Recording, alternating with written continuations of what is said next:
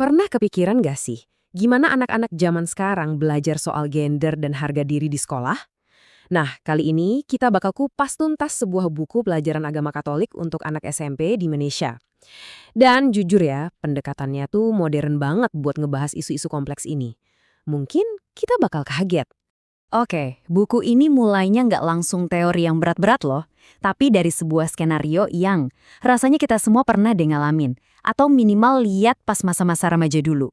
Coba inget-inget deh masa sekolah. Geng cowok yang ngumpulnya sama cowok, geng cewek sama cewek. Terus pasti ada momen-momen canggung gitu kan, di mana satu kelompok ngegoda kelompok lain yang lewat.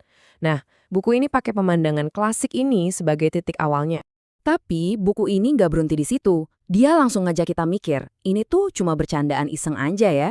Atau jangan-jangan ini adalah bibit dari sesuatu yang jauh lebih dalam. Sesuatu yang ada hubungannya sama cara kita mandang gender kita sendiri dan juga gender orang lain. Fenomena ini, kata si buku, adalah awal mula tumbuhnya rasa bangga akan gender masing-masing. Tapi disinilah letak masalahnya, dan buku ini langsung kasih peringatan keras. Nah, ini dia nih inti masalahnya.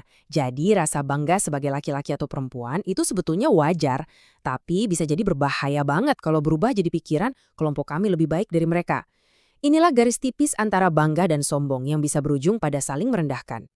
Oke, jadi pertanyaannya sekarang jadi sangat mendasar. Gimana sih caranya bangga sama diri sendiri tapi tanpa harus merendahkan orang lain? Nah, buku ini nawarin jawaban yang akarnya tuh dalam banget.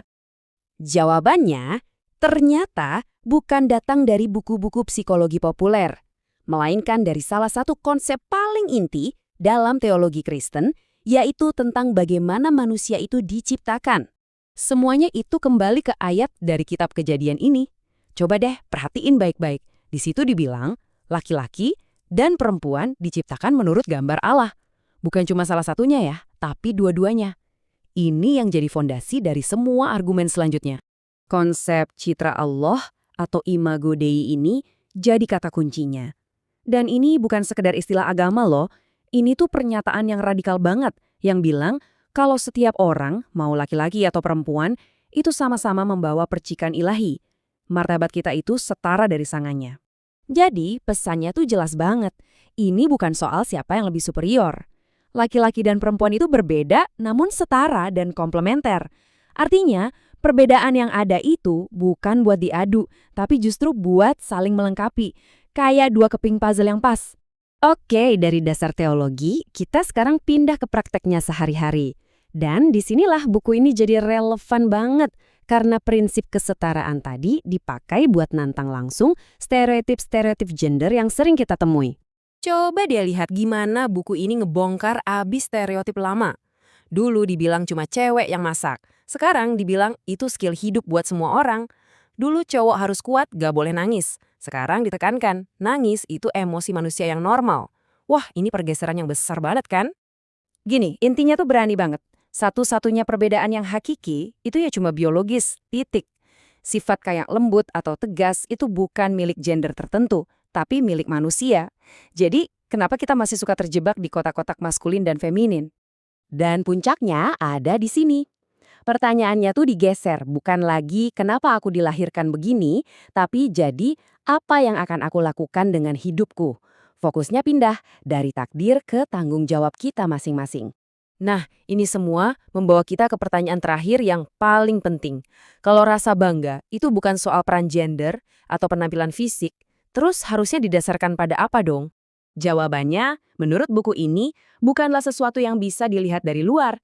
Harga diri yang sejati itu sumbernya dari dalam, dari karakter yang kita bangun setiap hari. Kutipan ini rasanya kayak kebalikan dari dunia media sosial ya. Di saat semua orang fokus sama perhiasan luar yang bisa hilang kapan aja, teks ini justru ngingetin kalau perhiasan yang paling berharga dan gak akan pudar itu ada di dalam diri kita. Jadi, inilah tujuan utamanya, menumbuhkan buah-buah karakter ini dalam diri kita.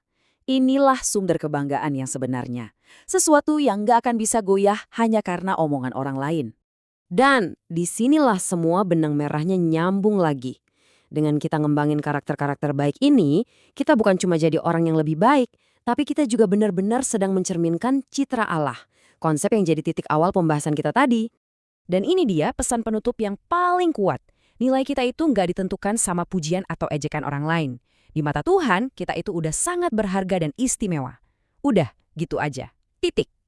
Pada akhirnya, buku ini sebenarnya nggak cuma ngomong ke anak kelas 7 loh. Pertanyaan ini buat kita semua. Gimana caranya kita bisa membangun rasa percaya diri yang kokoh, yang bangga sama siapa diri kita, tapi di saat yang bersamaan juga tulus menghormati setiap orang di sekitar kita? Ini pertanyaan buat direnungkan ya.